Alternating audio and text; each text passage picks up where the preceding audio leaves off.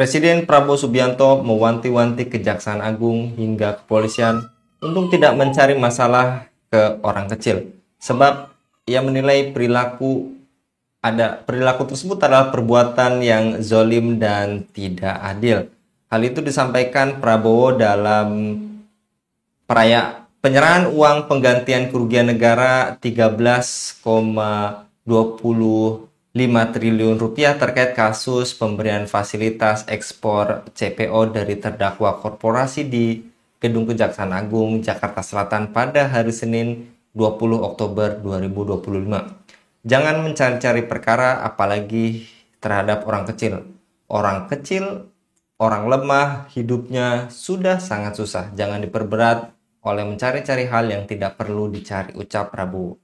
Mengapa hukum sering tajam ke bawah tapi tumpul ke atas? Kapan aparat penegak hukum benar-benar berpihak kepada rakyat kecil dan siapa yang menegakkan hukum ketika aparat sendiri melanggar? Untuk membahasnya kami terhubung dengan Bung Rocky dari Pamong Institute. Kita sapa terlebih dahulu. Assalamualaikum warahmatullahi wabarakatuh, Bung Rocky. Waalaikumsalam warahmatullahi wabarakatuh, Bung Enggi. Dan menurut Anda, Masya Allah, Bung Rocky, apakah saat ini masih ada oknum polisi dan jaksa di negeri ini yang masih sering mengkriminalisasi rakyat kecil yang sebenarnya hanya berjuang untuk hidup? Lantas juga mengapa yang lemah dikejar habis-habisan sementara para pelaku korupsi besar justru dilindungi dan bebas berkeliaran seperti kasus yang juga belum terselesaikan atau bisa ditangkap seperti Sylvester Matutina, kemudian ada Wus dan lain sebagainya, Bung? Iya, Bung Enggi, kalau dibilang oknum yang melakukan kriminalisasi terhadap rakyat kecil, memang sampai hari ini masih ada dan sangat banyak. Sayangnya oknumnya banyak, jadi sebenarnya tidak bisa dibilang oknum itu. Biasanya kalau oknum itu kan pengecualian dari beberapa orang, jadi dibilang oknum. Tapi kalau sekarang kan oknumnya masih sangat banyak. Ya, data aja, misalnya catatan dari LBHI 2022 sampai 2023 itu, kalau kita lihat kasus kriminalisasi terhadap rakyat itu dicatat ada 46 kasus yang korbannya ada 294 orang. Belum lagi yang terkait dengan urusan tambang dan seterusnya. Bahkan ada yang ditembak oleh polisi itu ada 35 kasus dan 94-nya meninggal. Ini yang catatan Walhi 2023 ya. Nah, kalau dari catatan Walhi terkait dengan tambang ada 58 kasus terkait dengan tambang yang dikriminalisasi. Ada orang yang sampai 29 orang yang menjadi korbannya. Dan ini menunjukkan bahwa kriminalisasi terhadap rakyat kecil masih terus berlangsung dan dilakukan oleh oknum aparat penegak hukum. Dan kalau kita lihat oknumnya ya sebenarnya kalau dibilang oknum itu satu di antara sekian banyak. Tapi kalau kita lihat kasusnya sampai banyak begitu berarti bukan oknum. Tapi mayoritas lah masih terjadi kriminalisasi. Ada yang menarik yang disampaikan oleh Pak Prabowo sebagai presiden untuk menegaskan bahwa jangan mencari masalah dengan rakyat kecil yang sudah susah kemudian dikriminalisasi pula begitu. Saya pikir suatu kesadaran baru ya. Memang mestinya hukum itu adil. Lawan adil itu zalim. Berarti kalau tidak adil berarti zalim. Tadi digunakan istilah zalim itu berarti diksi yang tepat. Bahwa tidak boleh zalim. Nah, sebenarnya adil itu harus seimbang.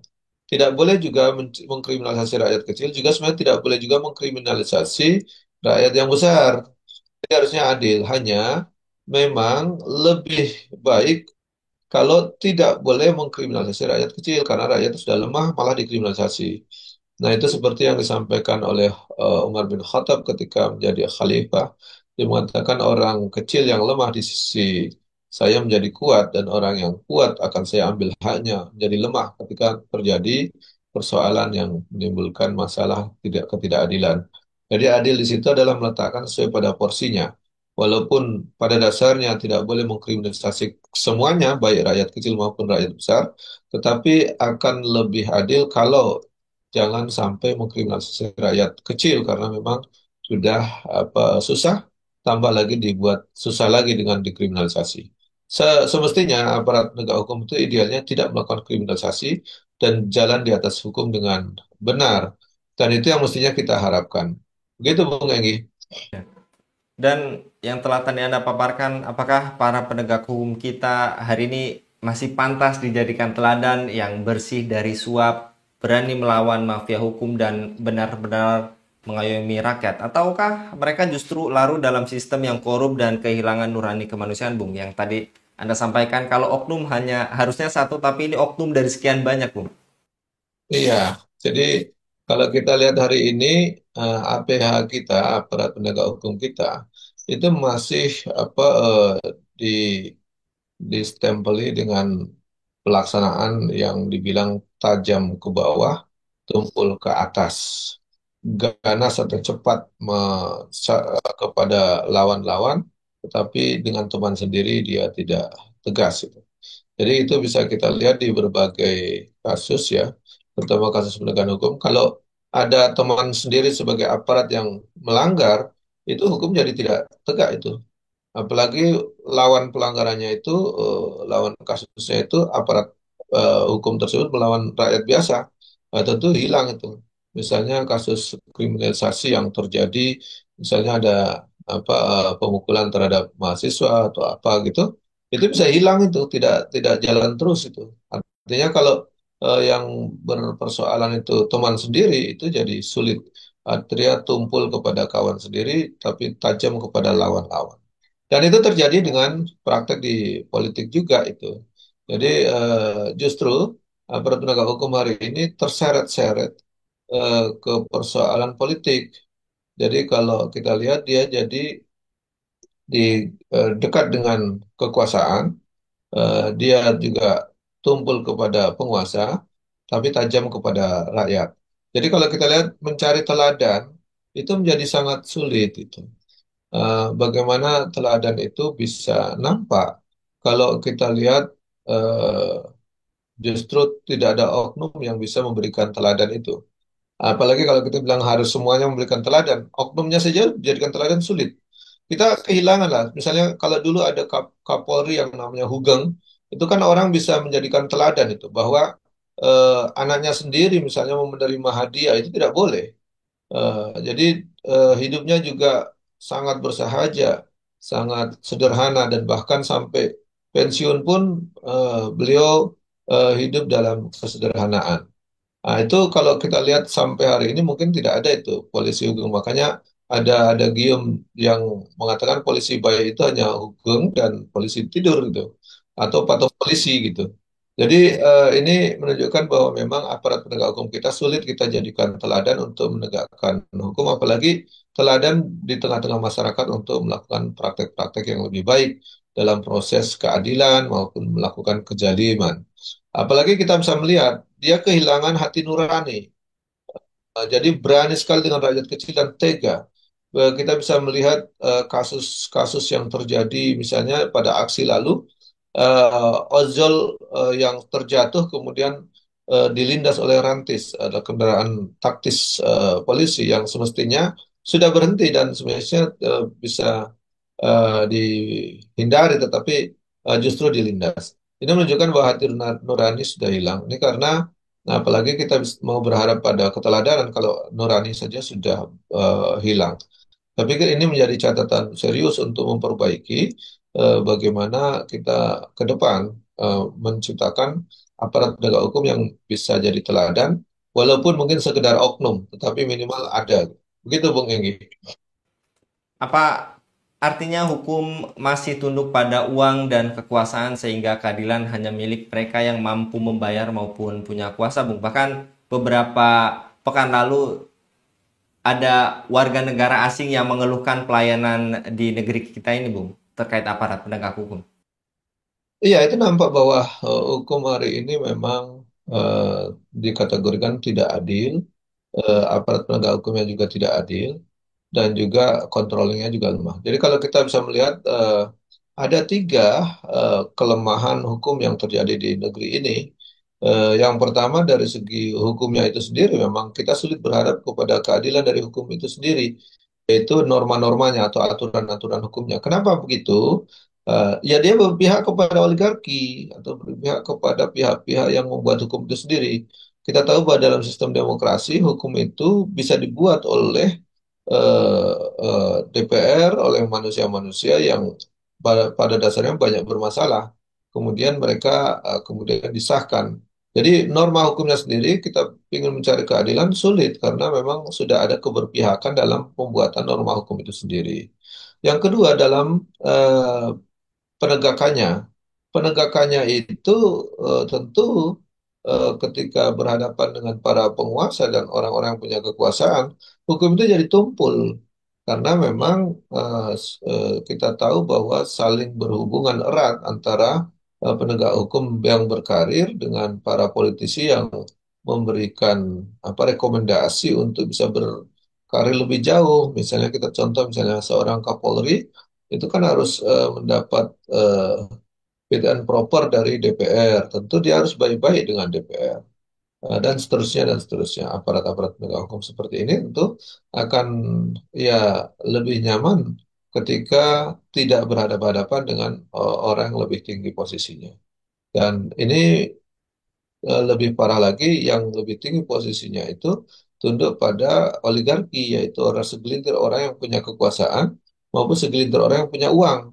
Jadi oligarki di sini punya dua makna, yaitu makna oligarki segelintir orang yang punya kekuasaan, jadi kekuasaan yang tinggi, kemudian punya keuangan ataupun uang yang banyak sehingga aparat penegak hukum kita akan kesulitan berhadapan dengan mereka termasuk ketika sudah proses masuk ke pengadilan untuk mendapatkan keputusan hukum.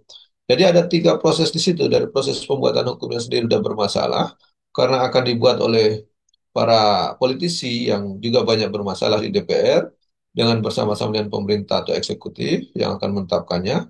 Nah, kita tahu banyak yang terlibat korupsi dan macam-macam lah, termasuk kegiatan asusila atau moral. Dan kemudian dalam konteks aparat penegak hukumnya sendiri, itu juga banyak bermasalah dan kita tahu dalam proses persidangan terakhirnya juga bermasalah dan banyak hakim kita juga takut dengan uang dan takut dengan kekuasaan. Saya pikir itulah menjadi persoalan serius di penegakan hukum kita, kenapa sulit mencapai keadilan dan justru menuju kepada kezaliman yang ada kepada rakyat. Begitu, Bang Enggi. Lantas, apakah rakyat Indonesia hari ini masih merasa aman terhadap aparat penegak hukum, mereka yang seharusnya melindungi, bukan menakuti? Ataukah kehadiran aparat justru menjadi momok bagi rakyat kecil yang tak punya daya melawan kekuasaan, Bu? Iya, sederhananya begini, Bung Enggi. Saya pernah pergi ke suatu daerah di daerah yang agak jauh di pinggiran kota, yang tidak ada aparat di sana, aparat penegak hukum tidak ada di sana, sebuah desa misalnya. Dan mereka bisa hidup damai, nyaman, aman. Kalaupun ada apa persoalan, mereka bisa selesaikan bersama. Dan mereka punya agen sendiri. Eh, saya tanyakan kenapa di sini aparat penegak hukumnya tidak ada. Sebenarnya ini kan jauh, banyak juga aparat penegak hukum tidak mau bertugas di sini. Dan sebenarnya kami juga sudah aman gitu. Tanpa aparat juga sudah aman. Justru katanya, semakin banyak aparat itu menandakan suatu daerah tidak aman. Jadi kalau suatu daerah itu aman, nyaman, tentu tidak perlu ada aparat keamanan di situ. Jadi misalnya kita di suatu tempat ini, kok tiba-tiba berdiri di suatu acara atau pertemuan, misalnya, kok tiba-tiba berdiri aparat keamanan banyak sekali di sekeliling kita. Itu menunjukkan acara kita atau daerah kita di situ tidak aman. Tapi kalau aman, kan tidak perlu aparat hadir gitu. Jadi adanya aparat yang banyak itu jangan terus gembira karena itu pertanda daerah itu kurang aman atau tidak begitu aman sehingga diperlukan aparat yang banyak untuk menjaga keamanannya. Nah, kalau ada geometri ini jadi benar logika tersebut, maka semestinya daerah yang aman tidak perlu muncul ada aparat yang banyak. Jadi kalau memang suatu daerah itu sudah aman, ya tidak perlu dibentuk apa Polres di situ atau Polsek di situ. Nah, kalau sudah aman ngapain ada di situ kecuali ada kasus gitu. Nah, dan kalau nggak ada kasus, nggak ada banyak persoalan, ngapain ada dibentuk di situ. Termasuk sebenarnya kalau kita lihat pengadilan atau kejaksaan juga. Ngapain ada di suatu daerah, dibuat kantor pengadilan, di kantor buat kejaksaan. Kalau memang tidak ada kasus di situ. Artinya kita lihat di dalam suatu daerah, apabila ada kantor kejaksaan, kantor pengadilan, dan baik sampai kepada aparat penegak hukum, kantor kepolisian dan seterusnya. Kalau itu semakin besar kantor mereka, itu pertanda banyak kasus di situ. Artinya daerah itu tidak aman. Nah, banyak kasus, bukan berarti ada justru sedikit kasusnya kalau mereka ada. Kalau kantor-kantor itu eh, eh, ada, terus tidak ada kasus yang ditangani, ngapain ada di situ kan gitu kira-kira. Jadi sebenarnya semestinya itu bisa menghemat anggaran negara. Jadi tidak perlu suatu daerah itu, misalnya di negeri ini, di Indonesia ini, semestinya tidak harus semua kabupaten itu punya Kapolres, punya jaksa, punya pengadilan negeri misalnya. Kalau suatu daerah itu aman dan kasusnya cuma sedikit, ya kalau ada kasus bawa aja ke daerah yang terdekat dari situ, kabupaten tetangga atau provinsi tetangga, sehingga negara bisa hemat banyak gitu. Dan ini menunjukkan bahwa hadirnya aparat yang banyak tidak sejalan atau tidak linear dengan tingkat keamanan yang tinggi. Bahkan di suatu masyarakat atau suatu daerah yang tidak ada banyak aparat, justru mereka bisa menjaga keamanan dan ketertibannya dengan baik. Dan sebenarnya negara itu hadir untuk menjamin itu, sehingga jangan sampai hadir justru untuk memperbanyak aparatnya dan dengan aparat itu justru masyarakat merasa tidak aman. Dan sebenarnya normal saja. Di daerah-daerah wisata, itu orang merasa tidak aman kalau banyak aparat keamanan. Makanya aparat keamanan di daerah-daerah wisata itu biasanya menggunakan pakaian yang tidak menggunakan seragam aparat keamanan. Sehingga orang merasa, oh itu daerah ini aman. Nah, ini menunjukkan bahwa memang ada persoalan serius di negeri ini terkait dengan aparat penegak hukum dan aparat keamanan kita yang dalam kehadiran mereka sudah patri atau tertanam di benak masyarakat bahwa mereka datang berarti situasinya tidak aman. Nah, ini kita berharap itu tidak terjadi dan tidak berlanjut terus-menerus. Tentu ada perbaikan ke depannya.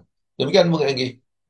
Baik, Jazakallah Bung Rocky untuk paparannya ini semoga lagi-lagi didengar oleh kejaksaan, polisi maupun para pejabat untuk senantiasa tadi melakukan perbaikan bahkan tadi yang disampaikan oleh narasumber kita Bung Rocky yang mana indikasi ketika banyaknya aparat di situ berarti menandakan daerah tersebut memang tidak aman. Jazakallah sekali lagi Bung Rocky untuk paparannya pada kabar petang kali ini. Demikian pemirsa Eleva News, dukung dengan subscribe, share, dan like. Semoga menjadi kebaikan bagi kita semua di dunia dan di akhirat. Saya Anggi Suara undur diri. Assalamualaikum warahmatullahi wabarakatuh.